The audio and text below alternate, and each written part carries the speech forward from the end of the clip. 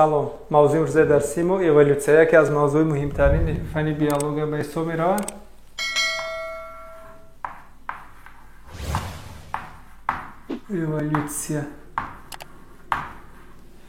Эволюция.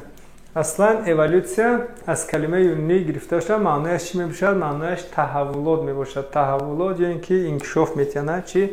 Таҳаввулот. Таҳаввулот ё инкишоф. Аслан кадом инкишоф? Инкишофи таърихӣ, филогенез мегӯем ки таҳаввулот, инкишофи таърихӣ, филогенез, эволюция қариб ки ҳама инҳо синоним мебошад, яке ки мақсадшон як чӣ мебошад, як чиро мефаҳмонанд. аммо барои боз ҳам сода шудан, барои фаҳмо шудан мо эволюцияро ҳам қабул мекунем ҳамчун тағйирёбӣ. чӣ қабул мекунем? Тағйирёбӣ.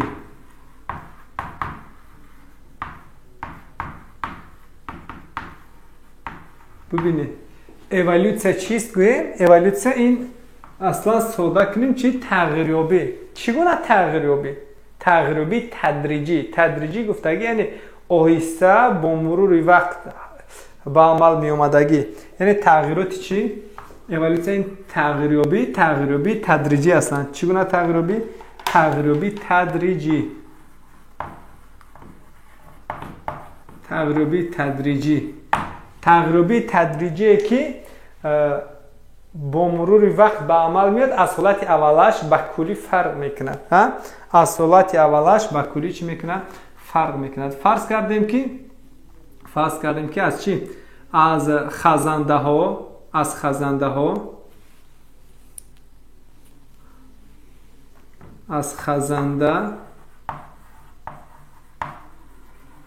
аз хазанда пайдо шуд чӣ? пайдо шуд парранда.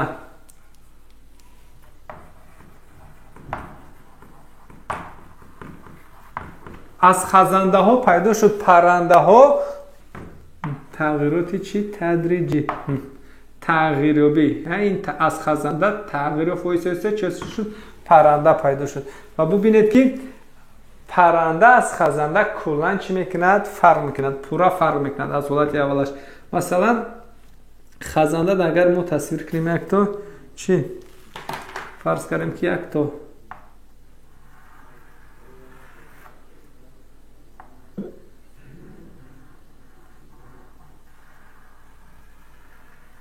мор, фарз кардем ки ин буд мор, оянда аз ҳамин гуна хазандаҳо, на аз мор балки аз дигар хазанда барои пурратар фаҳмо шудан мор аз кабутар бениҳоят фарқияти зиёд дорад. барои мо тасвир кардем ки барои дар зеҳн хубтар мондан.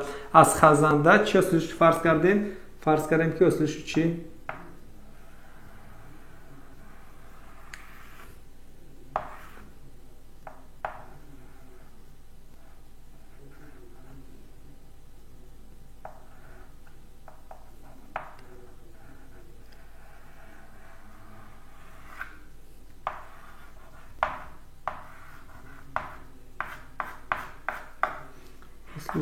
парранда. бубинед, аз хазанда пайдо шуд парранда, яъне аз ҳолати аввалаш ба куллӣ фарқ мекунад. аз ҳолати аввалаш ба куллӣ фарқ мекунад. мо инро чӣ гуфтем? эволюция гуфтем. аз ҳолати аввалаш ба куллӣ фарқ мекунад, аммо ин дар муддати кӯтоҳи вақт ба амал наомад, дар асли оҳиста бо мурури вақт ба амал омад, яъне тадриҷан оҳиста аз ҳолати аввалаш фарқ кард. аз инро чӣ гуфтем? Эволюция. барои мо гуфтем тағйирёбӣ гӯем, барои мо чӣ мешавад? Сабуктар мешавад. ва аслан ҳамин гуна тағйирёбиро, ҳамин гуна эволюцияи тағйирёбиро ба ду гурӯҳ ҷудо мекунанд. ин ду гурӯҳ, якум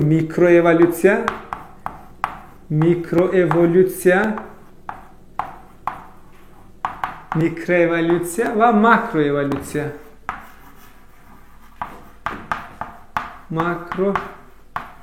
макроэволюция.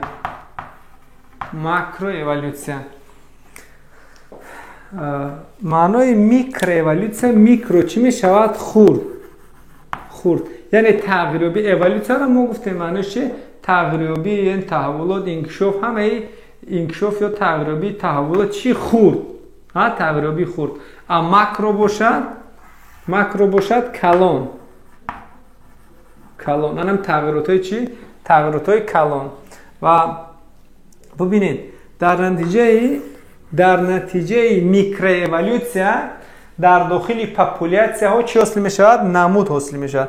یعنی در اینجا میکرو اِوولوسیا ببینید در داخل چی؟ در داخل پاپولیاسیا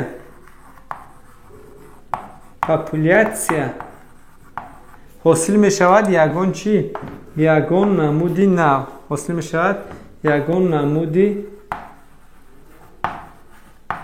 نمودی نو. فهمو؟ حاصل می شود یگان نمودی نو. این رو چی میگن؟ میکرو اِوولوسیا. اصلا از روی همین اگر ما قاعده اِوولوسیا اگر گپ زنیم حاصل شوی نمود روی تغییریابی اِوولوسیا چه خودش؟ اِوولوسیا تغییریابی خورده. ببینید اِوولوسیا اگر تغییریابی باشد همچون تغییریابی اگر قبول کنیم این تغییریابی پاپولیاسیا رو که به حاصل شوی نمود نو آورده میرساند چی میگن؟ میکرو اِوولوسیا.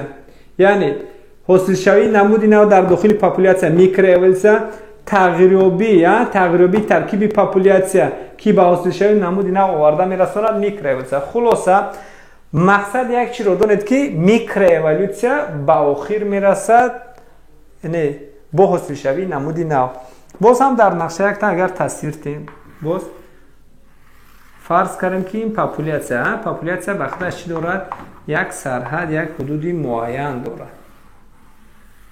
فرض کردیم بود این پاپولیاسیا در داخل این پاپولیاسیا اولا اینمی بودن یگان نمودی ارگانیسم.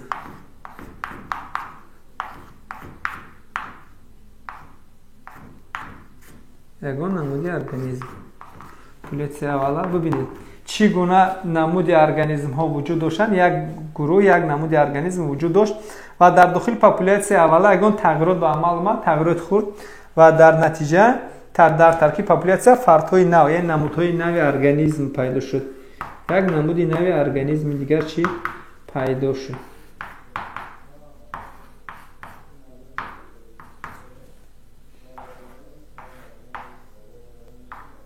یک نمودی نو پیدا شد. ببینید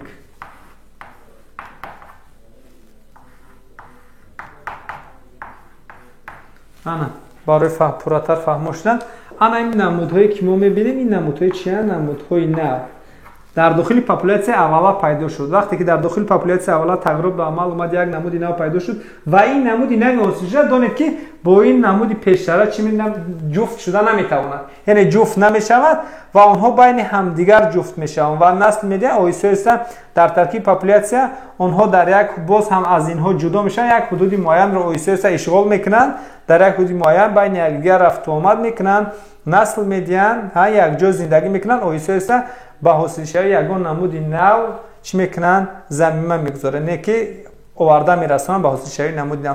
این بود خلاصه چی؟ خلاصه میکرو اِوولوسیا. خلاصه میکرو اِوولوسیا. و حالا ما دیدم میبریم چی رو؟ جریان های ماکرو اِوولوسیونی رو. ما کمی پیش گپ زدیم.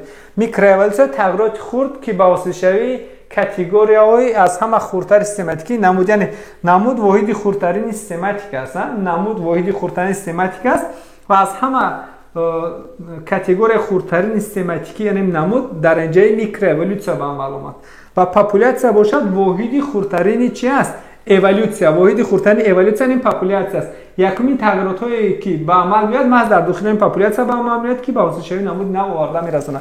دقت در سوالاتون است در مرکز ملی هم که واحدی خردترین اِوولوسیا چی است؟ پاپولیاسیا. واحدی خردترین سیستماتیک چی است؟ نمود. فهمو؟ در اینجا میکرو اِوولوسیا چی حاصل میشود؟ نمودی نو.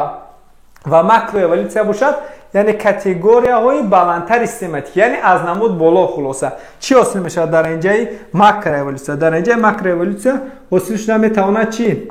اولاد اویلا صنف تیپ و غیره. یعنی خلاصه هر چیزی که از چی بالا است؟ از نمود بالا است. در اینجا چی حاصل میشود؟ در اینجا ماکرو اِوولوسیا حاصل میشود. و در بین علومان دو عقیده است دایر به حاصل شوی یعنی اولاد اویلا تیپ های نو کاتگوری بلندتر سیستماتیکی دو عقیده وجود دارد. یکیش برای جهش مانند یعنی ناگهان تیز، دیگر چی؟ فیلتیکی آیسا در مقیاس вақти зиёд. Инаш дар вақти кудо, дигаре дар вақти дароз. бубинед, якеашро чӣ мегӯянд? Ногаҳон, ногаҳон, ногаҳон, ногаҳон чӣ? ё ҷаҳишмонанд ва ҷаҳишмонанд, ҷаҳишмонанд мегӯянд, ногаҳони ҷаҳишмонанд. дигаре бошад филетикӣ, филетикӣ дар вақти бениҳоят тӯлонӣ, дар вақти бениҳоят тӯлонӣ, дар миқёси вақти бениҳоят дароз ба амал меяд. иро чӣ мегӯянд? филетикӣ. оҳиста оҳиста дар бадали миллион солҳо метавонад ки намудҳои филетикӣ ба чи макроэволюсия инами ба таври ҳосилшавии авлоду оила ба таври филетикӣ гузарад. ва барои ногаҳонӣ олимон чиро мисол меоранд? анами хазанда ва паррандаро мегӯянд. аз хазандаҳо ҳосил шуда аз синфи хазанда ҳосил шуд синфи паррандаҳо. синфи паррандаҳо, яъне синфи паррандаҳо авлоди гузаштаашон хазандаҳо мебошанд. ва бубинед ки парранда аз хазанда пайдо шуд, аммо аломатҳои бениҳоят зиёде дорад ки дар хазандаҳо умуман дида намешавад. масалан дар парранда дорад нули шохин, дорад нули шохин, дорад пар, қобилият дорад чикор кунад? Парвоз кунад. дили чорхонагӣ, гармхунӣ, як қатор хусусиятҳои вуҷуд дорад ки танҳо хоси чӣ мебошад? хоси парранда мебошад, дар хазанда дида намешавад. ва гарчанде ки авлоди пешнаи парранда хазанда буд ва ин бениҳоят зуд, бениҳоят тез тағйироти калон ба амал омад, гӯё ки анамин ҷаҳишмонанд ногаҳон, анами аз парранда хазанда пайдо шуданд, ба таври ҷаҳишмонанд ногаҳон дар вақти бениҳоят кӯтоҳ ба амал омадааст. аз филетикӣ бошад бениҳоят вақти зиёдро мегирад. масалан мисол меорем ки аз моҳиҳо пайдо шуд чӣ? аз синфи моҳиҳо ҳосил шуд синфи чӣ? синфи обхокиҳо. маълум аст ки оҳиста оҳиста дар вақти бениҳоят тӯлонӣ ба амал омадааст. хулоса филетикӣ аз ногаҳонӣ аслан диққат метиҳанд олимон аз ҳисоби вақт. яъне агар як нақша, агар дар нақша бинем, мақсад агар дар инҷо солҳое ки масалан пайдо шуд, дар бадали ҳамин қадар вақт агар намудҳосилшавӣ чи ногаҳонӣ ба амал омада бошад, барои филетикӣ ҳатман чи вақти бениҳоят бинед чанд қадар вақти зиёд лозим аст. аслан назим рӯзаи мо қисмати макроэволюсия мешад. макроэволюсия ва мо дида мебарем ҳоло чиро самтҳои асосии эволюсияи биологиро бештар мо доир ба макроэволюсия имрӯз суҳбат мекунем ва ин қисмати дигари мавзӯъ гуфтем чи самтҳои асосии эволюсияи биологӣ. ду самти асосии эволюсияи биологиро аз ҳамдигар чӣ мекунанд? фарқ мекунанд. ду самти асосӣ, якеаш прогресси биологӣ, якеаш прогресси биологӣ, дигаре бошад регресси биологӣ. меъёрҳои прогресси биологӣ ва меъёрҳои чӣ? регресси биологӣ. меъёрҳои регресси биологӣ.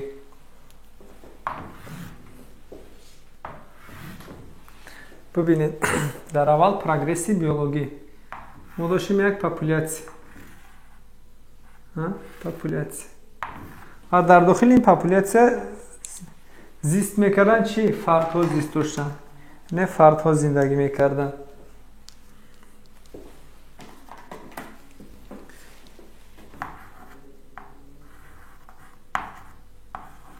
фардҳо зиндагӣ мекунанд.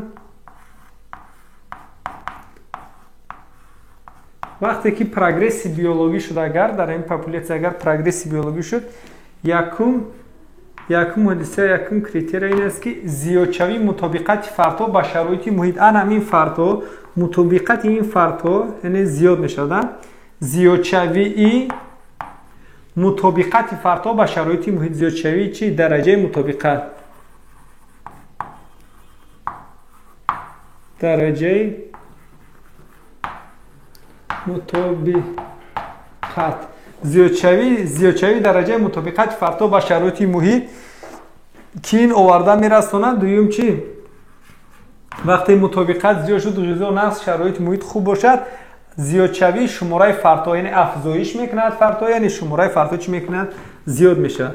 دوم این چی است؟ زیادشوی شماره فردها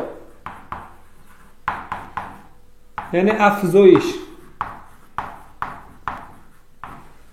فردها تیز زیادتر نسل میمونند و ببینید در نتیجه اریال نمو چی میشود؟ این اریال این فردها این پاپولیاسیا کلان میشود. ببینید اریال کلان میشود و چون ما حس کردیم که اریال چی شد؟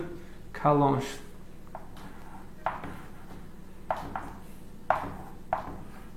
حالا که اریال کلان شد و در نتیجه در بین فردها باز فردهای نو یعنی نمودی نو پیدا شد. ببینید در نمودهای نو هم گوناگونی نمود هم چی شد؟ زیاد شد.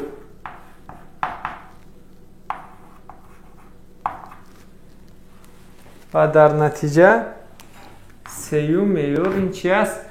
زیادشوی گوناگونی نمودها. بعد یک سیوم اریال کلانشوی اریال جای اشغال میکردگیشون چی میشود؟ و سه میشود کلانشوی اریالی نمود یا آن همون پاپولیاسیایی که بود اما اریالش میشود؟ کلان میشود. و چهارم زیادشوی گوناگونی نمودها در ترکیب پاپولیاسیا. ببینید یک نمود در اینجا نمودهای نو پیدا شد. زیادشوی گوناگونی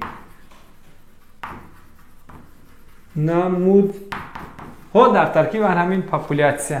این بود معیارهای پروگرسی بیولوژی و معیارهای رگرسی بیولوژی برعکس معیارهای چی؟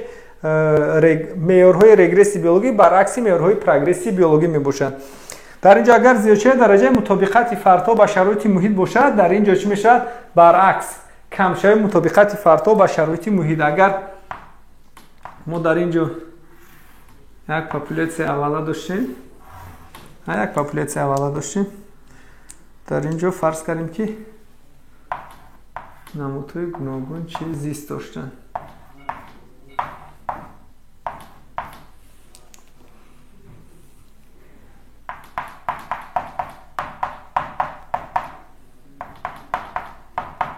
یگان نمودی ارگانیسم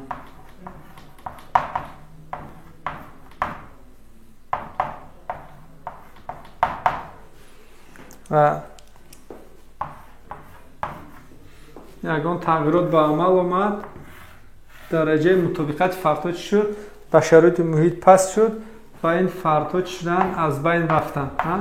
فرض کردیم چی؟ یگان نمودی فردها این از بین رفت، آنها محو شدند و در نتیجه ترکیب پاپولیاسیا مقدارن چی شد؟ مقدارن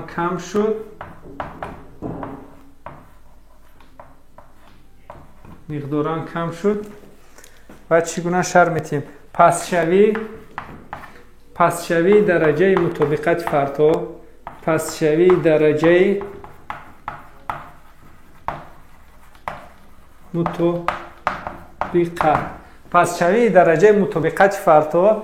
دوم کمشوی شماره افزایش میشد، کم میشد. کمشوی افزایشی فردها افزایش نمیکنه، شمارهشون زیاد نمیشد بلکه شمارهشون چی میشد؟ کم میشد. فوت بیشتر چی حادثه روی میدهد؟ فوتی فردها.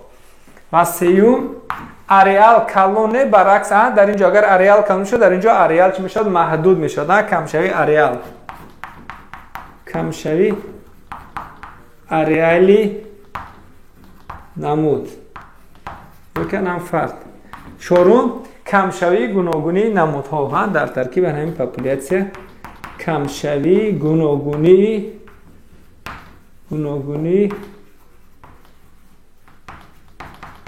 намудҳо камшавии гуногунии намудҳо ба амал биёяд. ин буд доир ба самтҳои эволюсияи биологӣ, яъне прогресси биологӣ ва регресси биологӣ. ҳоло мо дорем роҳҳои ба даст овардани прогресси биологиро, се роҳи ба даст овардани прогресси биологиро аз ҳамдигар чӣ мекунанд? Фарқ мекунанд. се роҳи ба даст овардани прогресси биологиро аз ҳамдигар фарқ мекунанд. якеаш мебошад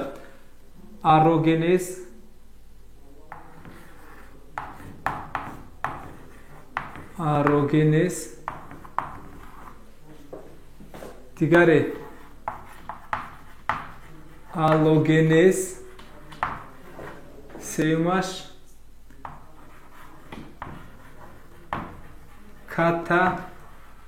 катагенез. бубинед, арогенез аз калимаи юнонӣ айро мешавад чӣ? баланд.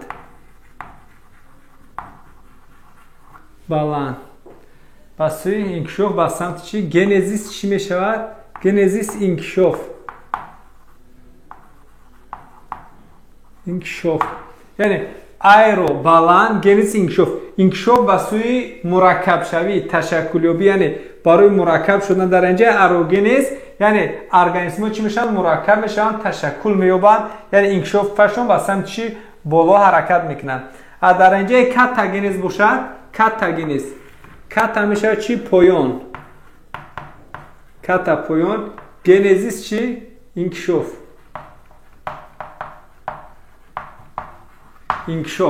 яъне ката поён, яъне поён содашавӣ, боло чӣ? баланд, боло мураккабшавӣ. дар инҷаи арогенез агар фартҳо мураккаб шаванд, дар инҷаи катагенез бошад, дараҷаи ташаккули фартҳо чӣ мешавад? поён мешавад, яъне фартҳо чӣ мешаванд? сода мешаванд. ва дар инҷаи аллогенез бошад, на мураккаб мешавад, на сода мешавад, балки ҳамон организм кӯшиш мекунад ки дар ҳамон шароит чӣ кор кунад? мутобиқ шавад. аллогенез ин чӣ аст? алло аз калимаи аллос, дигар. генезис чӣ? инкишоф. каме дигар мешавад, аммо сода ва мураккаб намешавад. каме дигаргунӣ мешавад дар ҳаётиш, аммо дигаргунӣ чӣ? дигаргунӣ паст. дар инҷаи арогенез чӣ ҳодиса рӯй медиҳад? дар инҷаи арогенез пайдо мешаванд араморфозҳо.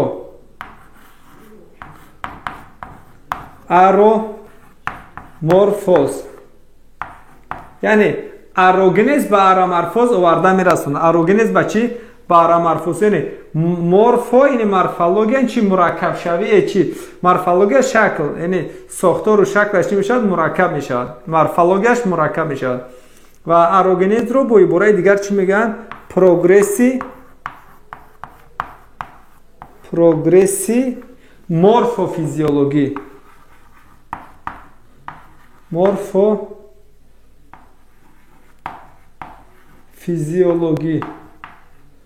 прогресси морфофизиологӣ мегӯянд. аллогенез бошад, аллогенез оварда мерасонад ба чӣ? ба аламорфоз. ба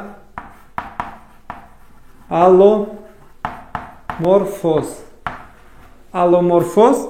ва бо ибораи дигар дар баъзе ҷо аламорфоз ё идиоадаптатсия мегӯянд.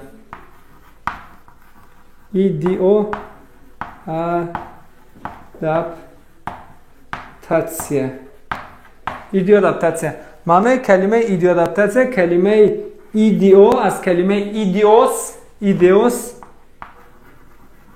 идеос мешавад чӣ? хусусият. а калимаи адаптатсио мешавад чӣ? мутобиқат. адаптатсия мешавад чӣ? мутобиқшавӣ. идиос хусусият, яъне хусусият, узвҳое ки хусусияти мутобиқшавӣ дорад. яъне ҳангоми аламорфоз баъзе узвҳое пайдо мекунад ки узвҳои пайдо шуда خاصیتی مطابق شوی را به همون شرایط محیطی که زندگی میکنه چی میکند؟ زیادتر میکند. کاتاگنز باشد در اینجا کاتاگنز به عمل میاد چی؟ کاتامورفوز.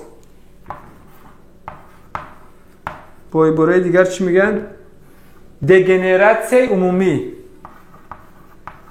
دگنراتسیای عمومی. و دقت کی پروگرسی مورفوفیزیولوژی داریم، رگرسی مورفوفیزیولوژی. همین کاتاگنز دگنراتسیای عمومی رو باز با عبارت دیگر چی میگن؟ رگرسی مورفوفیزیولوژی. رگرسی مورفوفیزیولوژی. و حالا ما بریم مثال های ارامورفوز، آلوگنز، کاتاگنز رو همه این رو در چی در مثال ها دیدن میبریم. انم ارامورفوز رو با دو گروه جدا میکنن. ارامورفوز های چی؟ ارامورفوز های کالون.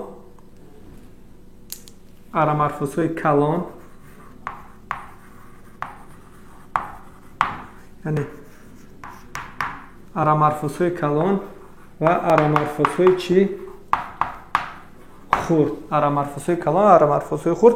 در مثال کتاب درسی شما آوردگه ارامورفوزهای خورده در مثال چی؟ مثال در شیرخورون آوردگه. شیرخورون. در شیرخورون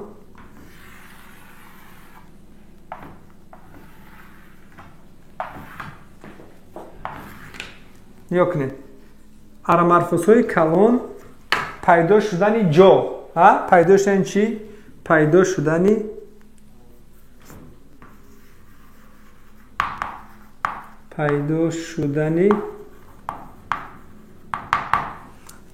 چی؟ پیدا شدن جو. وقتی که جو پیدا شد علاقه این ارامورفوزی کلان. چون که ارگانیسم ها وقتی که جو پیدا شد ارگانیسم ها از غذاگیری نافعال به فعال گذاشتن. یعنی جوغ مستحکم شد، آنها توانستند که با دیگر ارگانیسم دیگر هجوم کرده، یعنی هر گونه غذا را چیکار کنند؟ استعمال کنند و در مبارزه برای آنها چی شود؟ آسان‌تر شود. پیدا شدن جوغ، پیدا شوی اسکلت بدن که برای چالاکانه حرکت کردن چی کرد؟ کمک کرد. پیدایش شوش. وقتی که شوش پیدا شد این هم ارامورفوزی کلان ارگانیسم ها توانستند که اکسیژن رو زیادتر خوبتر دسترس کنن، اکسیژن محیط بیرون رو، اتمسفر رو و در همه گونه شرایط شوند پخش شوند. یعنی بعد از شوش پیدا شدن ارگانیسم ها از او به خشکی برآمدن و اکسیژن هوا رو نفس گرفته توانستند. فهمو این علاقه در حیات آنها چی مرکب شوی؟ پیدا شوی دیلی چهارخانگی فرض کردیم. وقتی که در ارگانیسم ها در پرنده و شیرخورا دیلی چهارخانگی پیدا شد، این همچون ارامورفوزی چی است؟ ارامورفوزی کلون. زیرا که خون ارتری و ونوزی رو از هم دیگر جدا کرد، دیگر نگذاشت که آنها آمیخته شوند و با عضو بافته ما مقداری زیادی اکسیژن رو دسترس کرد، این برده رسانید. در اینجا اکسیژن که زیادتر شد، مبادله ماده اکسیژن زیادتر شد، انرژی زیادتر حاصل شد و ارگانیسم ها توانستند که مثلا حرارت خود رو دائمی نگاه دارن و باعث پیدا شدن ارگانیسم چی؟ گامیوترم گردید. ارگانیسم ارگانیسمی که حرارت بدنشون چی میکنن؟ دائمی نگاه میدارن. و در اینجا سوال میشد که مثلا در تیمسا دیلی چهارخانگی دارد، سردخون است. اگر شما سوال دادن میخواید که تیمسا دیلی چهارخانگی دارد، برای چی حرارت بدنش رو دائمی نگاه داشتن نمیتواند؟ زیرا که در تیمسا آمیختشی خون در دل به عمل نمیاد، اما در رگ‌های ارتری تخت‌پوش و وریدی آنها در تخت‌پوش رفته رگ‌های شریانی با رگ‌های وریدی چی میشه؟ خون شریانی با خون وریدی خلاصه آمیخته میشه، باز مقدار اکسیژن کنسنتراسیون اکسیژن باز پس میشه، باز بافته‌ها مقدار ضروری اکسیژن رسانیده نمیشه. مقصد ضروری زیادتر خلاصه و پیدا شد. بعد همین ارامورفوزها شما میتونید مثال به هر یک سیستم عضوی که پیدا شد در حیات ارگانیسم و این عضوی حاصل شده باعث یگان مرکب شدن ساختار ارگانیسم گردید. علاقه این چی است؟ این ارامورفوز است. فرض کردیم پیدا شدن یکم بر سیم گردش خون پیدا شد، سیم نفس کشی پیدا شد، پیدا شدن مثلا دیلی دو خانگی، دیلی سه خانگی، یکم بر وقت دیلی سه خانگی پیدا شد، باری اول یا که باری اول چهار خانگی پیدا شد. علاقه این چی است؟ این ارامورفوز است. پیدا شوی جگر، در مثلا در نرم تنها جگر پیدا شد. در هر ارگانیسمی کدام سیستم یگان ساختاری که اگر حاصل شد боиси мураккабшавии сохтори организм гардид, шумо метавонед ба чӣ ворид кунед? Ба арамарфоз ворид кунед. мақсад дар растаниҳо бошад пайдошавии фотосинтез фарз кардем. фотосинтез яъне пайдошавии пигменти сабзе ки фотосинтез мекунад, хлорофил, аллакай ин арамарфоз аст ки боиси пайдошавии чӣ гардид? Фотосинтез. вақте ки фотосинтез пайдо шуд, растаниҳо тавонистанд ки аз ба ғизогирӣ автотрофӣ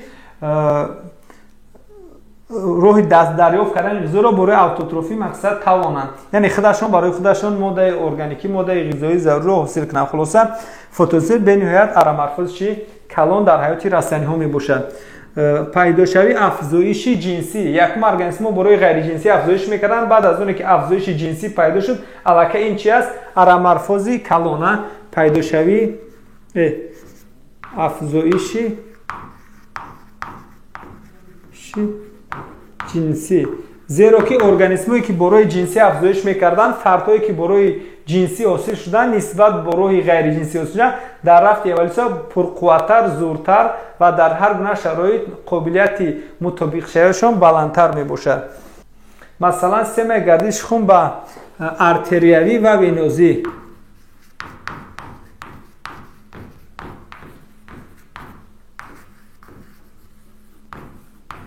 системаи гардиши хун ба артерия ва венозӣ ҷудо шуда, ин ҳам арамарфози калон мебошад ки гуфтем ки хуни артериявӣ аз хуни венозӣ ҷудо шуд, ба узв бофтаҳо миқдори зарурии оксиген дастрас гардид. ин буд арамарфозҳои калон дар растанӣ ва ҳайвонҳо.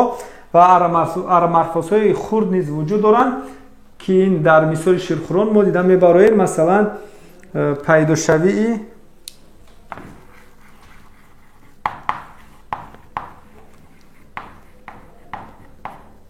пайдошавии муина дар ширхӯрон.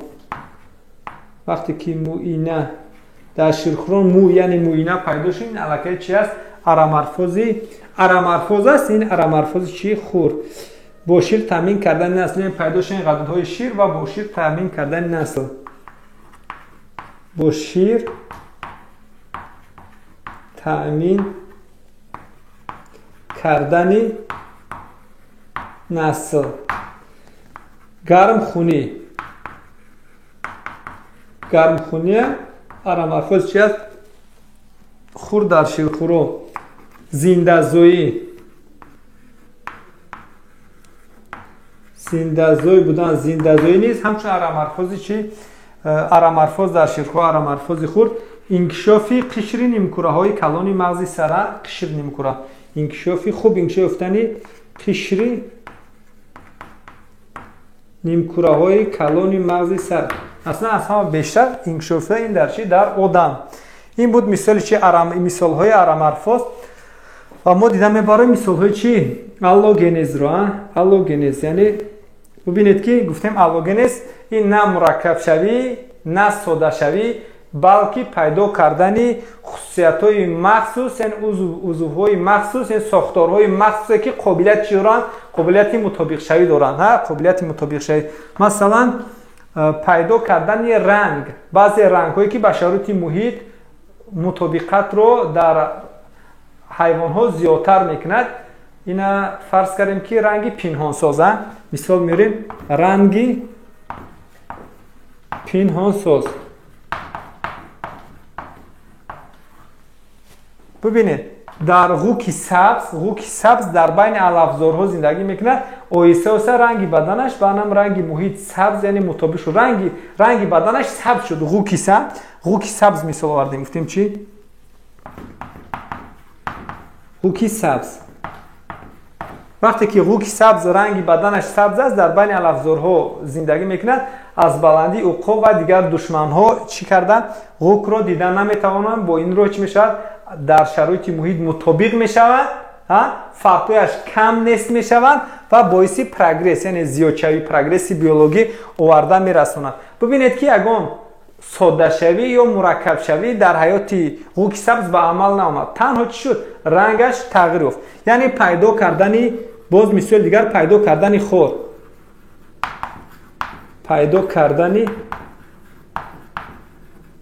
хор. дар рустаниҳо вақте ки хор пайдо мешавад, чӣ кор мекунад? از دشمن محافظت میکند. وقتی در رسانی خور دارد دیگر حیوان ها اون رو استعمال کردنش دشوار می شود، کم استعمال میکنند، کم ضرر میرساند. یعنی که در بعضی دیگر وقتی که برگ ها به خور تبدیل می‌شود، این برای کم کردن روند آب بخور شوی، وقتی که در جای کم آب زندگی میکند کوشش میکند که آب رو کم بخور کند و این برگ ها رو به خور تبدیل می‌کند با مقصدی که باز هم میگیم چی آبش کم بخور شود و در شرایط محیط نقص مطابق شود. ببینید یگان مرکب شوی یا ساده شوی به عمل نآمد. در اینجا مثلا پیدا کردن رنگی پنهان ساز یا اینکه تنی پهنی سفره ماهی، تنی پهنی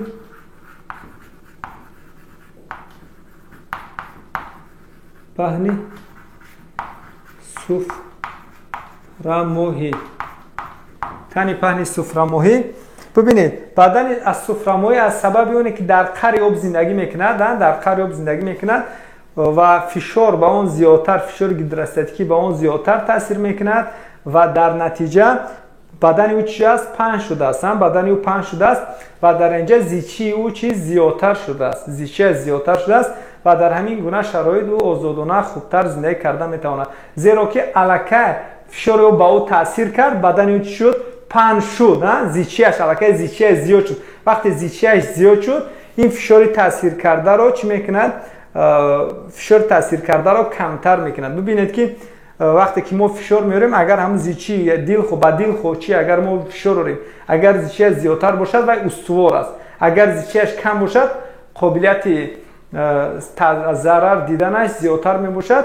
از این رو سفره ماهی که در قعر آب زندگی میکنند در مدت وقت‌های زیاد آیسته بدن چی شد؟ پهن شد و خود رو با این شرایط چیکار کرد؟ مطابق کرد و در این شرایط وزین به آسانی چی زندگی کرده میتواند. این بود مثال‌های چی علام‌الفاظ. اما در اینجا دقت کنید که بعضا میشود که ارگانیسم با یک نمود غذا، مثلا یک نمود غذا یا در یک شرایط، مثلا یک شرایط معین در زندگی کردن را عادت میکنند، مخصوص در همون شرایط کوشش میکنند که در همین گونه شرایط زندگی کنند. مثلا کالیبر ها استفاده میکنن شهدی گل‌های تروپیکی رو. وقتی که اگر این مخصوصیت کردن از یک گروه نسبت به فایده ضررش زیادتر است، زیرا که ارگانیسم رو برای استعمال کردن یک نمود غذا یا یک نمود جای زیست مطابق میکند. وقتی که اگر همین شرایط رو دریافت نکرد، اگر رفتم شهد گل رو نیافت، از غذا نیافتن و میتواند شود فوت. یا این کالیبر بود، اینکه با قلمون هایی که غذایش رو اصلا در بالای درختان میابند، اگر در چنین شرایط اگر درخت نباشد، همین شرایط نباشد، زندگی آنها رو چی میکنند؟ دشوار میکنند. باز دیگر مثال ها در علام‌الفاظ ایدیادات شما دیده میتوانید و ما دیگر قسمت موضوع گفتیم چی؟ کتامورفوز یا دگنراسیون عمومی. ما گفتیم این چی است؟ این ساده شوی است. خلاصه گپ گفتیم میگیم که کتامورفوز ها در همون ارگانیسم های دیده میشن که بیشتر با زندگی چی گذاشتن؟ با زندگی پارازیتی. مثال در کرم های مفتخور، کرم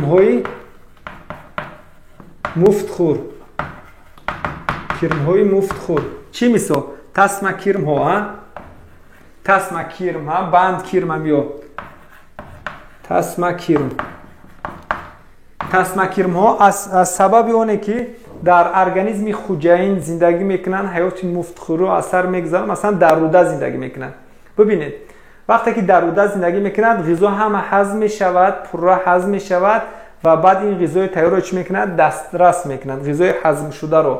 و برای تسمه کرم داشتن سیستم نفسکشی، داشتن سیستم هاضمه و داشتن اعضای حس نه اونقدر ضرورت دارد، زیرا که غذای تیار همه چیزی تیار رو دسترس میکند. حاجت نیست که باز انرژی زیادتی صرف کنند.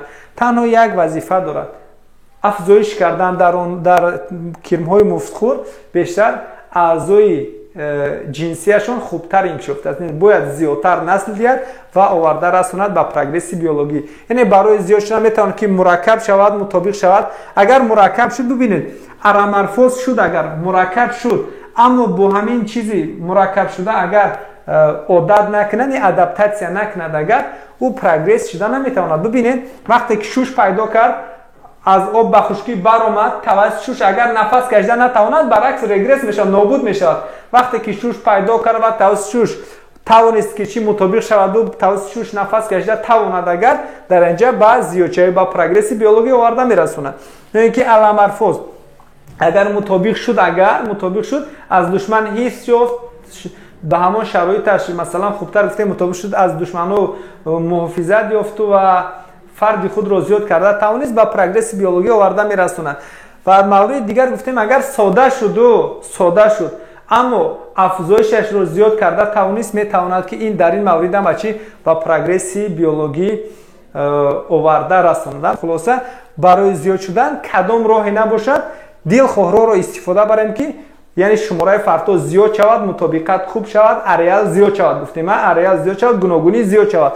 бо анами се роҳ дар эволюсия муайян кунем ки бо се роҳ мо метавонем ки прогресси биологиро чӣ ба даст орем. на танҳо фақат барои мураккабшавӣ ки барои мутобиқшавӣ метавонем ки барои содашавӣ низ инро ба даст биёрем. ин ки дар чӣ дар растаниҳои паразитӣ мисоли дигар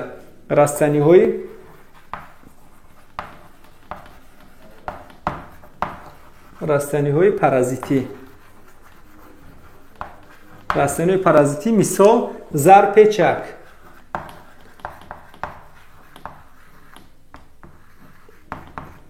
зарпечак ин растаниҳои паразитӣ мебошад. дар он барҳам хӯрдааст, фотосинтеза мекунад, реша ва дигар узвош барҳам хӯрдааст, аммо аз ҳисоби дигар организмҳо дар танаи дигар организмҳо зиста, аз ҳисоби онҳо ғизо гирифта насли худро метавонад чикор кунад, зиёдтар кунад, яъне худро ба прогресси биологӣ оварда расонад. ё ин ки дар мисоли дигар меоранд дар яке аз намояндаи чӣ буғумпойҳо, яъне буғумпойҳо харчангшаклон ҳастанд.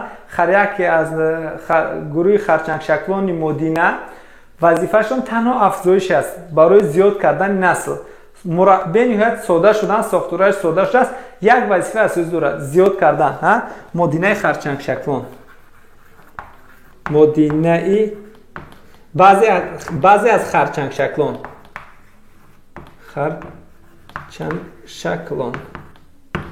ва дигараш бошад. мисоли дигар мо оварда метавонем дар яке аз намояндаҳои зертипи ҷанинхӯрдадорон,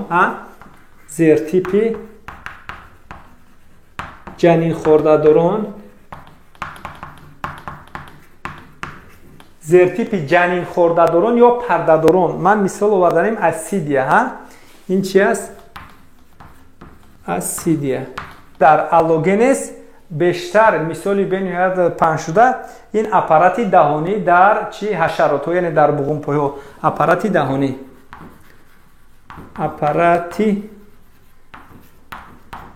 даҳонӣ дар чӣ?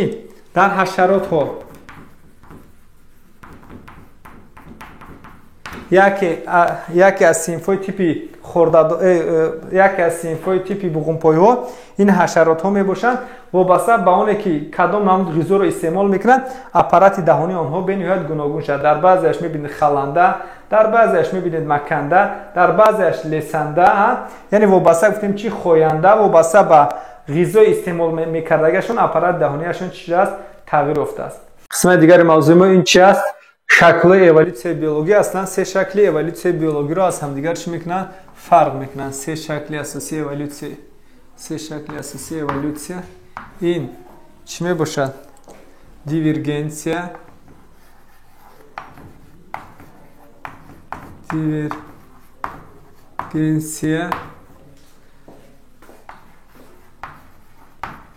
конвергенсия ва параллелизм.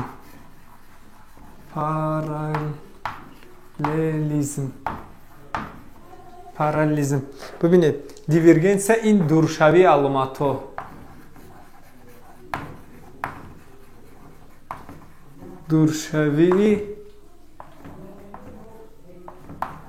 дуршавии аломат. конвергенсия ин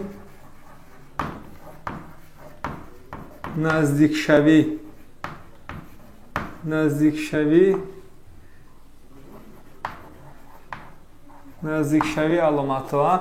параллелизм ба таври параллелӣ инкишоф ёфтани аломатҳо. дар мисол бибинед дивергенсия дуршавии аломатҳо. мо як организми аввала доштем, агар фарз кардем як гурӯҳи организмҳои аввала вақте ин гурӯҳи организмҳои аввала дар шароити гуногун меафтанд, онҳо аломатҳои аз якдигар фарқкунанда пайдо мекунанд. бубинед ки организми аввалашон дигаргун буданд, чунин буд ва ин ду организм аслан инҳо организмҳое ки ҳамтабор буданд. ин дивергенсия аслан дар гурӯҳи организмҳои хеш ба амал меояд. Дивергенсия дар гурӯҳи организмҳои чӣ гуфтем? Аз нигоҳи биологӣ хеш ин чӣ мегӯем? Ҳамтабор. ва гуфта намонад ки конвергенсияш бошад. Конвергенсия дар гурӯҳи организмҳои ҳамтабор набуда, яъне хеш набуда, яъне ғайрихеш. Конвергенсия наздикшавии аломатҳо дар организмҳое ки хеш нестанд. Конвергенсия дуршавии аломатҳо дар организмҳое ки чӣ ҳастанд? Хеш мебошанд. бибинед ки дар аввал организмҳо, ҳам гурӯҳи организмҳо ба ҳамдигар як гурӯҳи организмҳои аввала буд ва як қисмати онҳо дар дигар шароит, қисми дигараш дар дигар шароит, дар шароитҳои гуногун афтанд. онҳо аз ҳамдигар фарқ карданд. бибинед, онҳо ҳам аз ҳамдигар фарқ мекунанд, ҳам аз шакли аввалашон низ чӣ мекунанд? аз гурӯҳи организмҳое ки аз онҳо пайдо шуд, ҳатто ки аз онҳо низ чӣ мекунанд? Фарқ мекунанд. дар асоси дивергенсия пайдо мешавад узвҳои гомология. дар асоси дивергенсия пайдо мешавад чӣ? узвҳои гомологӣ. дар асоси дивергенсия пайдо шуд чӣ? узвҳои гомологӣ. ва ҳоло мо узвҳои гомологиро дида мебароем. бибинед, узвҳое ки аз рӯи сохт пайдоиш ба ҳамдигар монанданд, аммо аз рӯи вазифа ва шакл аз ҳамдигар фарқ мекунанд. аз рӯи сохтор пайдоишон аз як манба буданд ва онҳо вобаста ки дар шароитҳои гуногун афтанд, аз ҳамдигар фарқ карданд, вазифаҳои гуногунро иҷро. мисоли узвҳои гомологӣ, яъне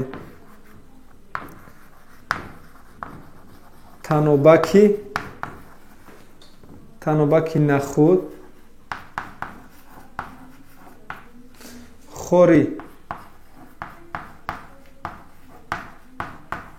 хори зирк, танобаки нахуд, хори зирк ва хори кактус. бибинед, танобаки нахуд, хори зирк, хори кактус, ҳамаи инҳо шакли тағйирёфтаи барг мебошанд, яъне метаморфозҳои барг мебошанд. танобаки нахуд вазифаи такягоҳро иҷро мекунад. такягоҳ аллакай, бибинед, барга нигоҳ кунед, танобака нигоҳ кунед. танобаки нахуд, ангура дидагӣ ҳасте ку танобак чӣ гуна шакл дорад. вазифаи такягоҳро иҷро мекунад. такягоҳ ҳам печто пурда дар танаи дарахтон часпида, ягон чида ҷисм дар такягоҳ дар часпида ба боло ҳаракати анами нахудро таъмин мекунад. хори зирк бошад, барои чӣ иҷро мекунад? муҳофизат. вазифааш вазифаи муҳофизатиро иҷро мекунад хори зирк ва андозааш нисбат ба кактус калонтар мебошад ва муҳофизат мекунад зиркро аз истеъмол кардани дигар ҳайвонҳое ки зиркро чӣ мекунад? Истеъмол мекунад. хулоса бо ин роҳ метавонад чӣ кор кунад? ҳифз кунад анами чиро? зиркро ва аз душман муҳофизат кунад, вобаста ба чӣ? Ба зарурат. ва хори кактус бошад. хори кактус аслан вазифаи муҳофизатиаш аз чӣ иборат аст? кам бухор кардани об. чӣ хеле ки мо медонем кактус ин растание ки дар ҷойҳои аслан беоб, камоб зиндагӣ мекунад. барои камасраф кардани сарфакорона истифода кардани об чӣ кор мекунад? баргҳои худро ба хор табдил додааст, зеро ки барг вазифааш обухоркунӣ аст ва баргҳои худро ба хор табдил метиҳад ва миқдори обу хор шуданро чӣ мекунад? Кам мекунад, яъне кам кардани бухоршавии об. яъне бухоршавии обро чӣ мекунад? Кам мекунад. ана аз рӯи анамин сохтор мо метавонем ба узвҳои гомологиро мисол чӣ қоидаи узвҳои гомологиро шарҳ диҳем. узвҳое ки аз рӯи сохт пайдоиш ба ҳамдигар монанданд. сохт пайдоиш онҳо чӣ буд? Барг. вобаста ба оне ки вазифаи гуногун иҷро карданд, вазифа ва шаклашон аз ҳамдигар чӣ кард? Фарқ карданд. тафовут пайдо шуд дар байни вазифа ва дигар сохторҳояш. ва ба узвҳои гомологӣ боз чиро мо мисол оварда метавонем? дасти одам, фарз кардем ки чӣ? дасти одам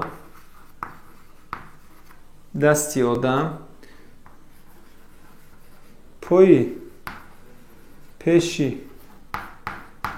گربه پای پیش گربه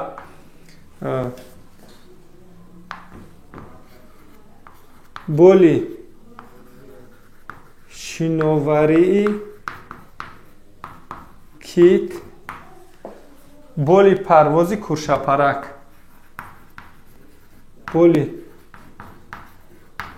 پروازی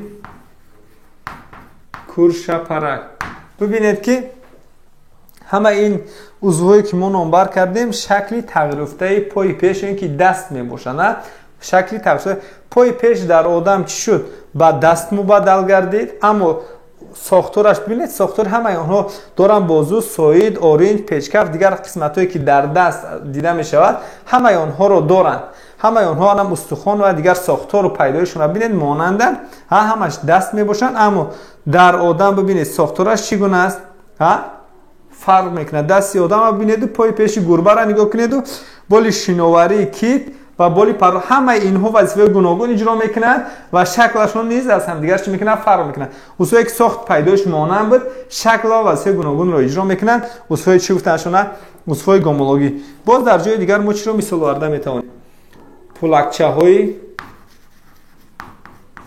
پولکچه های مور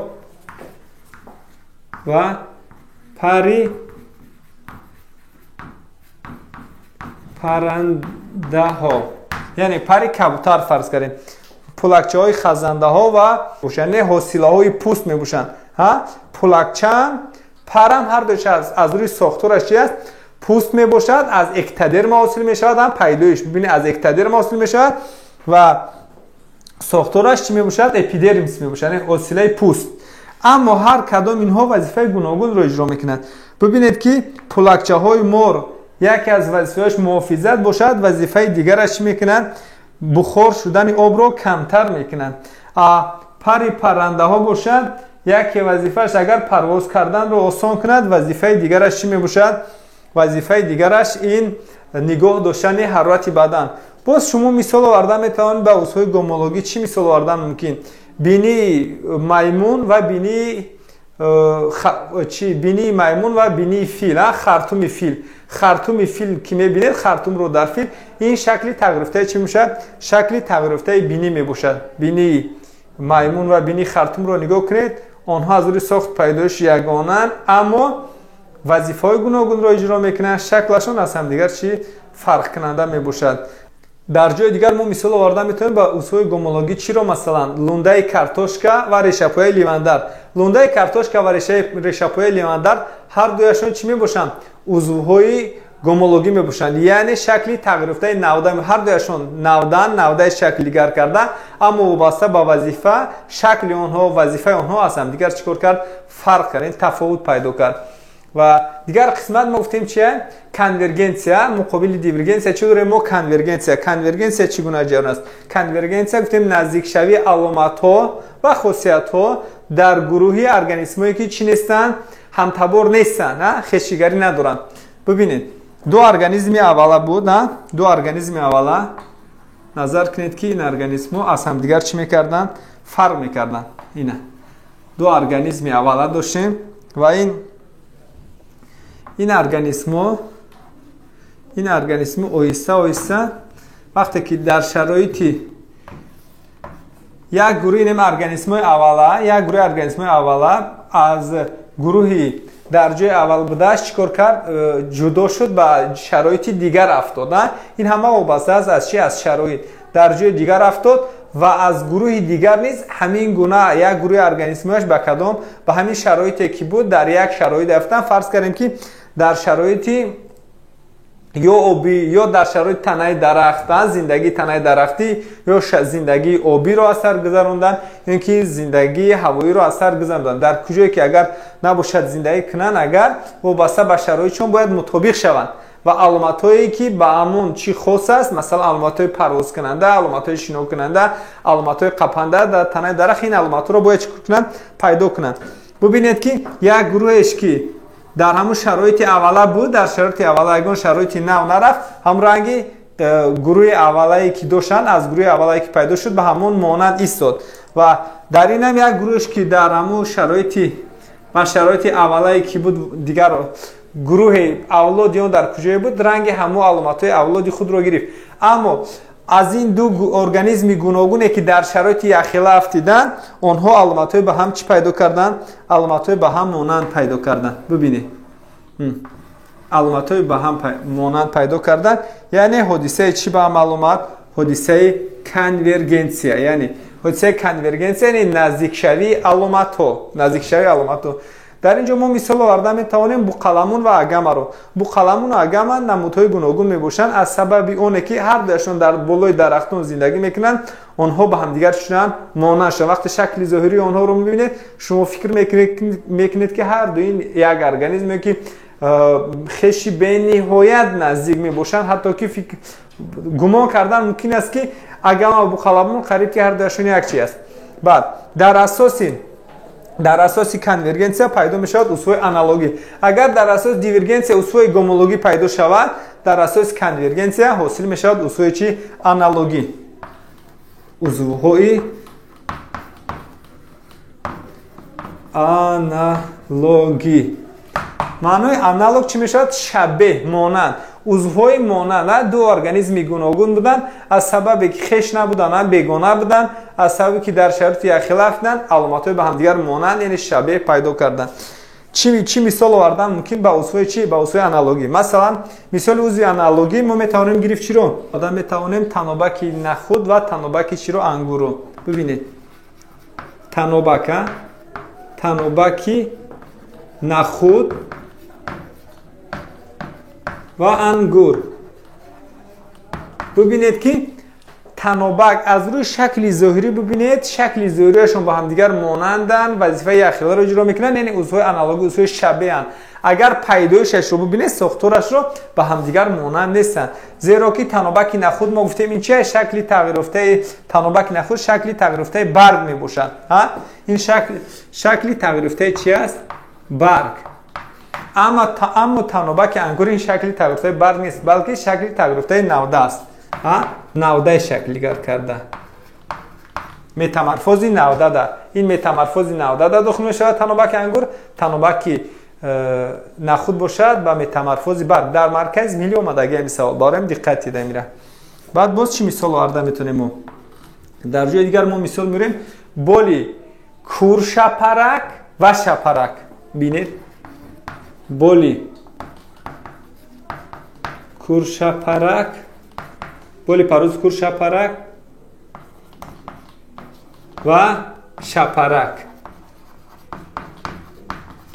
ببینید بولی پرواز کورشپرک و شپرک هر دویشون بول میباشند یک وظیفه را اجرا میکند شکلا نگاه کنید به هم دیگر مانند میباشند. اما بولی کورشپرک این شکلی تغییر یافته چی است؟ بولی کورشپرک شکلی تغییر یافته پایهای پیش یعنی دست میباشد. اما از شپرک باشد شما میدونید که این شپرک چی است؟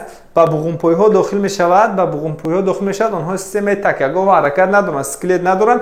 از این رو بولی شپرک این شکلی تغییر یافته غوری ها چینهای پهلوی بدنش چینهای پهلوی بدن. از روی پیداش بولی کورشپرک این چی است گوییم؟ این دست یا چی میگیم؟ تغییر یافته پایهای پیش و شپرک باشد غوری های پهلوی بدن غوری های پهلوی بدن از حساب غوری های پهلوی بدن حاصل می شود. و مثال دیگر غلسمه خرچنگ و ماهی. غلسمه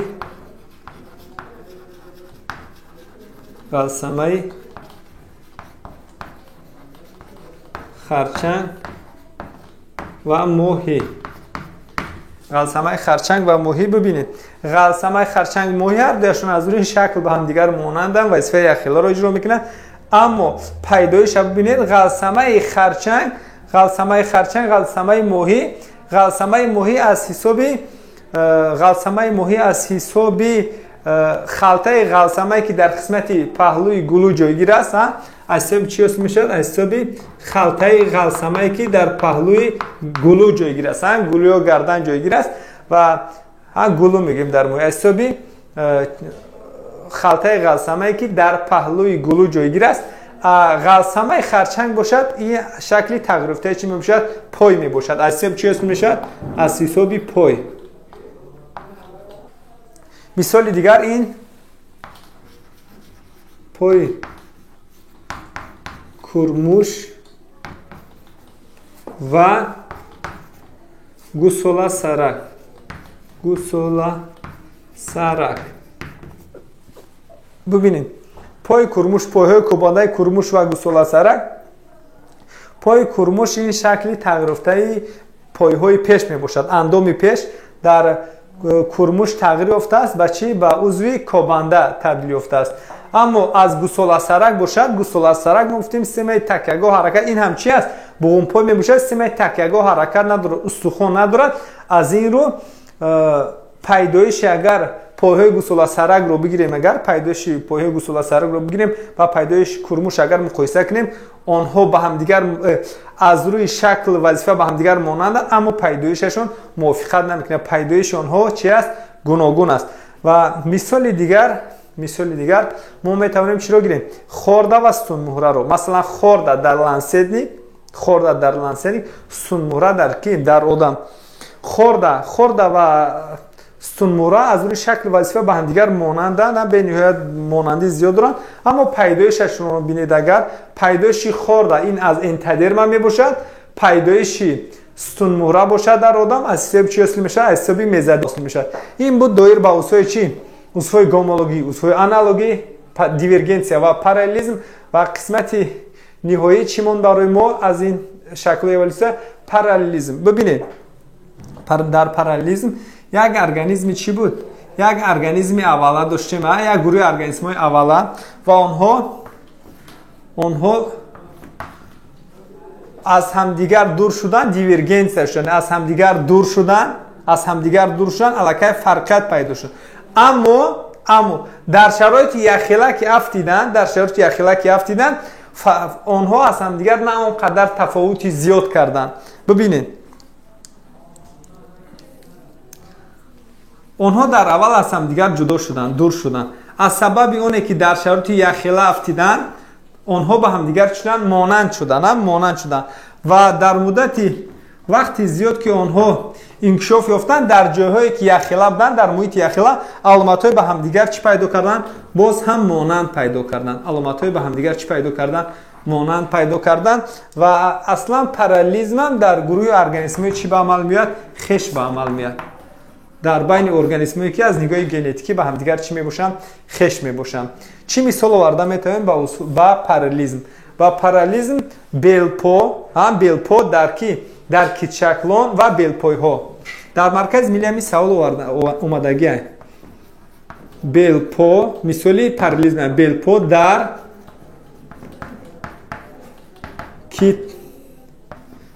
کیچکلان و بیلپای ها. ببینید که کیچکلان و بیلپای ها هر دویشون چی می باشن؟ شیرخوراні بحری می باشن. از نگاه ژنتیکی ببینید به هم دیگر خش می باشن و بیلپا و کیچکلان اونها در مدی اول از هم دیگر جدا شدن و هر دویشون محیط آبی رو انتخاب کردن. اینش دیگر چی؟ محیط آبی رو انتخاب کردن. اویسوس از سببی که در شهر یخیله بودن، علامت اونها طرف به هم دیگر چی؟ مانند شدن گرفت. اما هیچگاه کید چی نشد؟ کید بیلپا نشد و بیلپا کید نشد. تنها علامت‌هایی که یک قطار عضوهای به هم دیگر مانند، مثلا این بیلپا، هر دوشون بالی شناوری بیلپا و دیگر خصوصیت‌هایی که مخصوصی به هر دوی آنها که در محیط آبی زندگی میکنند خاص پیدا شد. این بود دایر به چی؟ به شکل‌های اِوولوسیای بیولوژی. اثبات اِوولوسیا رو توسط کدام علم ما چی میکنیم؟ اثبات میکنیم. یک ماشین آناتومی قیاسی. چخیلی که ما میدونیم آناتومی این ساختار عضوها رو میاموزد. قیاسی یعنی مقایسوی. ما ساختار عضوهای ارگانیسم هایی که به گروه های گوناگون سیستماتیکی داخل میشن، آنها رو دیده میبریم. توسط این کدام عضوها رو؟ عضوهای گومولوژی. عضوهایی که ساخت پیدایششون یک خیل است اما وظیفه گوناگون رو اجرا میکنن، شکلشون از هم دیگر فرق میکنن. ببینید که دایر با این ما کم پیشتر صحبت کردیم. عضوهای آنالوژی باشد عضوهایی که چی؟ ساخت پیدایش گوناگون دارن اما وظیفه یخیلا رو اجرا میکنن به همدیگر مانع شدن. دایر به این ما پوراتر فهموندیم و دیدم میبریم چی رو رودیمن یا اینکه عضوهای چی میگن عضوهای باقی عضوهایی که در عرفه انکشاف برعکس قرار دارند، یعنی از حسابی که وظیفه خود رو اجرا نکرده ایستادن آیسته انکشاف اونها سوس شده پس شده ردوکس شده ایستادن. چی مثال شده میتواند به رودیمن؟ مثلا برهم خوردن چشم در کرموش، در کرموش الکه برهم چشم برهم خورده است. ببینید وابسته به اون که در زیر خاک زندگی میکنه، در زیر خاک تاریکی می باشد و چشم برای جستجو کردن چیزی به او برعکس به او چی میکند مشکلی ایجاد میکنه. از این رو وظیفه خود رو اجرا نکرد آیسته الکه شد از بین رفته است. کرموش چشم برهم خوردن چشم در کرموش. و مثال دیگر اپندیکس این اضافه کرم شکل می باشد. اضافه کرم شکل آن همین اپندیکس همراه چی اپندیکس و کروده. اما اصلا دقت کنید که اپندیکس سازی خوبتر به حد مقصد پوراتر ما میبینیم اپندیکس رو. کروده به همین مانند الکه اندازه او خرد شده ایستاده است. این هم در عرفه اپندیکس و کروده در عرفه انکشاف چی میباشن برعکس میباشن. و بر علاتر ما میتونیم چی رو اپندیکس اضافه کرم شکل رو که در آدم الکه وظیفه خود رو سوس اجرا میکنه آیسته اندازه او چی شد خرد شده ایستاده است. اندازه او خرد شده ایستاده است و همین اپندیکس در دیگر حیوان ها بینید در دیگر شیرخورا اونها به نهایت چی خوب انکشاف یافتن و وظیفه معین رو اجرا میکنن. مثالی چی بوده این مثالی رودیمن. باز مثالی دیگری رودیمن چی شده میتواند؟ مثلا دندان اشک در شیرخوران درنده خوب انکشاف یافته است که وظیفه خود را اجرا میکند و آمده در آدم باشه چی شده است الکه اندازش خرد است. به نهایت زیاد میباشند همین مثال های رودیمن. باید خلاصه اون رو ما داریم که عضوهایی که باقی مانده یعنی باقی از یگان عضو که پیشتر خوب نحو انکشاف داد آیسته در عرفه انکشافی برعکس می باشد. مثلا مثال دیگر این چی سوس انکشاف یافتنی گوش و موشک‌های آن در آدم. ببین در دیگر شیرخورا این حرکتناک است، حرکت میکنند اندازش کلان است اما در آدم اومده حساب اجرا نکردن وظیفه انمی سفره گوش اصلا نه سفره گوش و موشک های آن. خیلی با همین مانند مثال های رودیمن زیاد می باشند و در رسم شما با اینها رو هر یک اینها رو دیده می برایید و اتویزم باشد. اتویزم تو اندازه برعکس رودیمن. ببینید در اتویزم بعضی عضوهایی است که الکه در نمودی حاضره مثلا فرض کنیم در آدم باشد در ما حالا وجود ندارند با عقیده ای که در اولاد گذشته ما این علامت ها بود و ناخست اگر در یکی از ما این علامت ها پیدا می شود ما این رو چی میگیم اتویزم. مثال اتویزم این سرپشمی گویا اولاد گذشته ما پشمی زیاد داشت و این آیسته گن هایی که این رو نظارت میکنن از فعالیت باز موندن و دیگر در ما سرپشمی دیده نمی شود و ناخست که اگر طفل تولید شود که با موینه زیاد با پشم زیاد این رو ما هم چون اتویزم قبول میکنیم. یا اینکه مقدار زیادی غدود شیر یعنی پیستان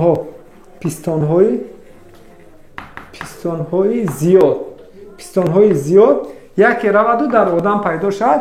این مثالی چی می باشد؟ مثالی اتویزم می باشد که آدم یک تا نسل میگذارد و مقدار زیادتی غدود شیر به او ضرور نیست و در سگ دیگر حیوان ها باشد که مقدار زیادی نسل میمونند.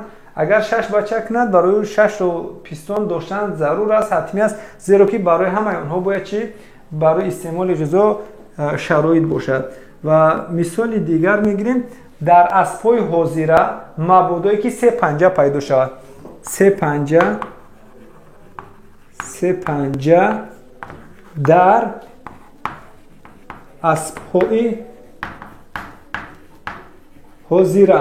аслан аспҳои ҳозира як сум доранд, тоқсум як суми сахти калон доранд. агар раваду аспе тавлид шавад ки миқдори зиёди чӣ дошта 3 то 5 по дошта бошад, ин аллакай аломатҳои авлоди қадимааш мебошад ки ҳоло мо инро боз дида мебарем. ин буд анатомияи қиёсӣ. мисоли дигар эмбриология, яъне илм дар бораи инкишофи ҷанинӣ. мо ҷанини ҳайвонҳоро чӣ мекунем? Меомӯзем организмҳоро. дар ин ҷо мо қонуни монандии ҷанинҳоро мебинем ва қонуни биогенетикиро мебинем. қонуни монандии ҷанинҳо чӣ мегӯяд? ҷанини ҳайвонҳое ки ба як тип дохил мешаванд, агар дар давраи ҷанинӣ муқоиса кунем, онҳо аломатҳои ба ҳамдигар монанд доранд. яъне қонуни монандии ҷанинҳо, яъне ҷанини дар ин ҷо расмша шумо мебинед озӣ ҷанини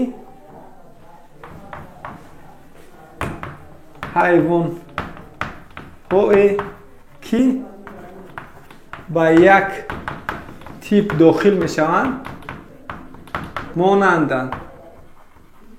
яъне дар давраи ҷанинӣ агар бибинем, шумо моҳиро бинед, обхокию хазандаву парранда дар давраи ҷанинияшон дар ҳар кадоми онҳо шумо бибинед чиро камони ғалсама хорда найчаи асаб, камони ғалсама хорда найчаи асаб ва як қатор дигар аломатҳое ки ба типи хордадорун мансуб аст, аз сабаби ки ин ҳайвонҳо ҳамаш ба як тип дохил мешаванд.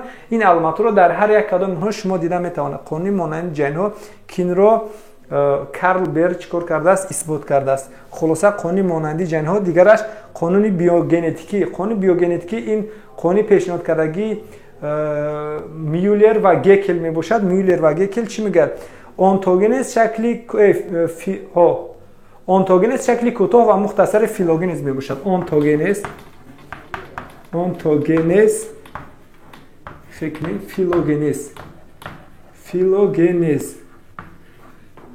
онтогенез шакли кӯтоҳ ва мухтасари чӣ мебошад? Филогенез. кӯтоҳ шакли яъне кӯтоҳи мухтасари филогенез, ин чӣ мебошад? Онтогенез. яъне ҳамаи ҷараёнҳое ки дар давраи миллион солҳо ба амал меояд, ин дар филогенез. мақсад як намуд одам чӣ гуна пайдо шуд, аз давраи агар пайдоиши онро агар назар кунем, аз давраи пайдоиш то ҳозири ҳамаи қадар ҷараёни мураккабро дар як давраи онтогенез ҳамаро чӣ мекунад? Такрор мекунад, ки масалан типи хордадор дар дохил мешуд, аломатҳои хордадор, баъд аз ин аломатҳои моҳишак, обхокию хазанда ва парранда то одам омад, аломатҳои хазанда, ширхӯр ва то одама дар як давраи онтогенез чӣ мекунад? Такрор мекунад. як бор бинед, ҷанини одам дар давраи ҷанинӣ, дили одам чандхонагӣ аст? духонагӣ аст дар давраи ҷаниниаш. ин аломатҳои моҳишакл буданд ки онҳо чӣ? дили духонагӣ доранд. ё ин ки дар паҳлӯи гардан тарқиши ғалсама дида мешавад, як доираи гардиши хун доштан ва ғайра. ин аломатҳое ки ба қонуни гуфтем биогенетикӣ хос аст, яъне асоси моҳияти қонуни биогенетикӣ онтогенез шакли кӯтоҳ ва мухтасари филогенез мебошад. ин эмбриология. ва сеюмаш бошад палеонтология, бозёфти, яъне кофтукоп кардан, бозёфт кардани ҷасади организмҳои мурдарафта аз қишрҳои чӣ? замин. аслан бофтаҳои сахт, аслан устухони организмҳои мурдарафтаро мо дарёфт мекунем ва дар асоси ин мо чӣ мекунем? шаклҳои гузариш ва қатори филогенетикӣ. шаклҳои гузариш. бибинед, шаклҳои гузариш ё мобайнӣ, масалан аз хазанда пайдо шуд парранда. гуфтем аз чӣ? паррандаҳо аз хазанда пайдо шуд. аз хазанда пайдо шуд чӣ? пайдо шуд парранда. аз хазанда пайдо шуд парранда ва шакли гузариши онҳо дар байни хазанда ва парранда як ҳайвон меистад, ном дорад археоптерикс.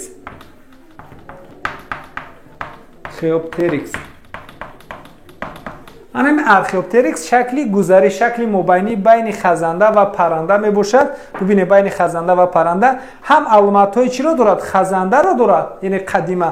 ҳам аломатҳои чиро дорад? Парранда. масалан аломатҳои хазанда дар нӯли он мавҷуд будани чӣ? дар нӯли шохинаш мавҷуд будани дандонҳо дорад ва дар як қисмати, дар қисмҳое ки пар надоранд, бо пар иҳота нашудаст, شما پولکچه ها رو دیده میتوانید، پولکچه ها رو دیده میتوانید، قابلیت پرواز کردن ندارد، استخوانی توش ندارد. این علامت هایی که به خزنده مانند و علامت های با پرنده به پرنده مانند بودند، یعنی با پر احاطه شدن بدنش چرا با پر احاطه شده است، بدن با پر احاطه شده است و در تنه درختان الکی حرکت میکنند اما پورا پرواز کردن نمیتواند. هم علامت های خلاصه اگر میبینید هم علامت های خزنده دارد و هم علامت های چی دارد؟ پرنده دارد. این بود شکل های گزارش. باز مثال دیگر شکل گزارش آبخاکی ها از چی پیدا شد؟ از ماهی پیدا شد آبخاکی. شکل گزارشش این چی است؟ ماهی پنجه‌بال. بین ماهی و آبخاکی چی میسد؟ ماهی پنجه‌بال. از آبخاکی پیدا شد خزنده. بین آبخاکی و خزنده میسد ستگوسفالا. بین چی؟ چه نویسیم من شکل گزارشم؟ یعنی ماهی پنجه‌بال، ماهی پنجه‌بال بین چی گفتیم؟ بین ماهی و آبخاکی. بین آبخاکی و خزنده چیه؟ ستگوسفالا. ستگوسفالا بین چی؟ بین آبخاکی و خزنده. بین خزنده و پرنده آرخئوپتریکس. این چونین از خزنده ها باز یک شاخه دیگر شیرخورا پیدا شدند که بین زینه مابینی آنها چی میشه؟ خزنده درنده دندان. خزنده درنده دندان پیش اولادی چی است؟ شیرخورا. یعنی شیرخورا از خزنده درنده دندان پیدا شدند. خزنده درنده دندان این چی است؟ خزنده است. هم علامت های خزنده رو دارد، هم علامت های چی رو دارد؟ شیرخورا رو دارد. آرخئوپتریکس هم علامت های خزنده رو دارد، هم علامت های پرنده رو. ماهی پنجه‌بال هم علامت های ماهی و هم علامت های چی رو دارد؟ آبخاکی. ستگوسفال هم علامت های آبخاکی و هم علامت های خزنده رو دارد. این شکل های گزارش همه این رو در اینجای پالیونتولوژی یا بازیافت های پالیونتولوژی ما دریافت میکنیم.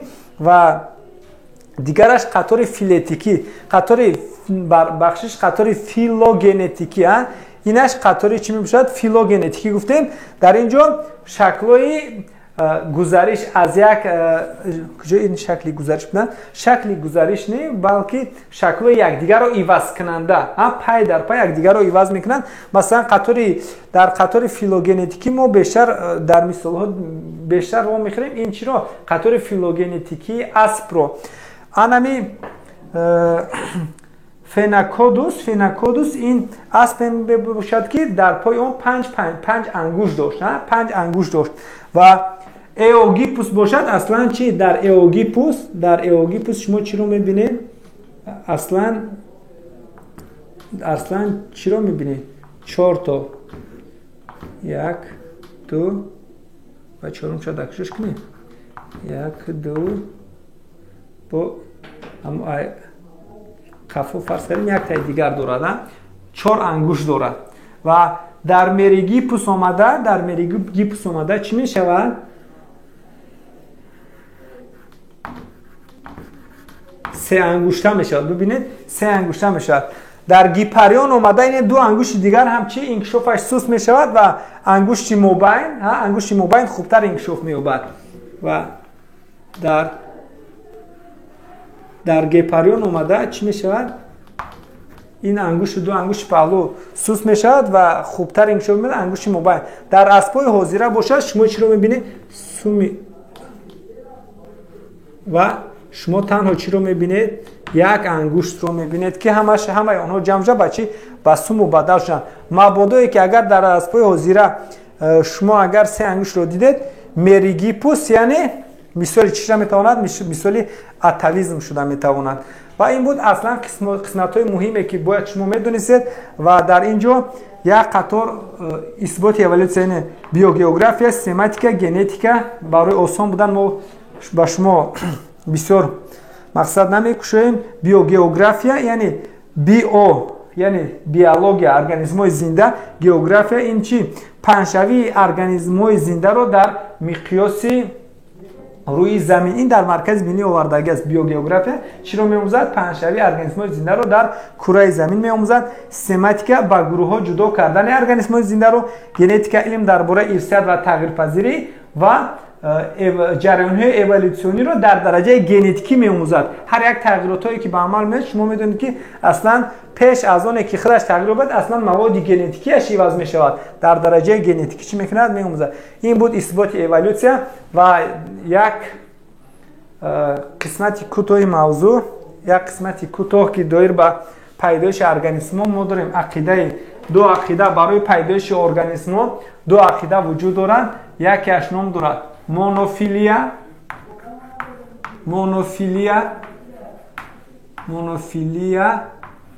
ва дигари ном дорад чӣ? Полифилия. Ва бубинед ки монофилия агар ягон гурӯҳи систематикиро агар гирем, ягон гурӯҳи систематикӣ дар вақти пайдоиш агар аз як шоха пайдо шуда бошад, аз як шоха пайдо шуда бошад, бубинед, аз як шоха пайдо шуда бошад, аз як гурӯҳи, фарз кардем, аз як гурӯҳи хазандаҳо, аз як гурӯҳи муайяни хазандаҳо пайдо шуд чӣ? Ширхӯро. Ин аллакай ақидаи монофилӣ мебошад. Вақте ки ақида полифилӣ шуда, агар бубинед ягон организме ки мо мисол мебинем пайдоиши ягон организм, ана ҳамин як организм, агар як организм пайдо шавад аз якчанд гурӯҳи организмҳо, агар дар пайдоиши як организм якчанд гурӯҳи организмҳо иштирок кунанд, аз ҳисоби дар рафти эволюсия аз якчанд шоха пайдо шавад, ин ақидаро чӣ мегӯянд? Ақидаи полифилӣ. Аслан ақидаи полифилӣ ин ақидае ки чунин вуҷуд надорад, чунин нест. Ҳар куҷое ки дар вақти агар пайдоиши организмҳоро мебинанд, дар ҳар куҷое ки агар ақидаи полифилӣ диданд, аллакай инро чӣ мекунанд? Инкор мекунанд. Ташаккур ба диққататон. Агар ягон савол бошад дар комментария чӣ кунед? Нависед. Ва мо як канал гуфта будем интеллект неврология. Як бор амуро бубинед, мақсад диққатед чизои нағз метиҳад.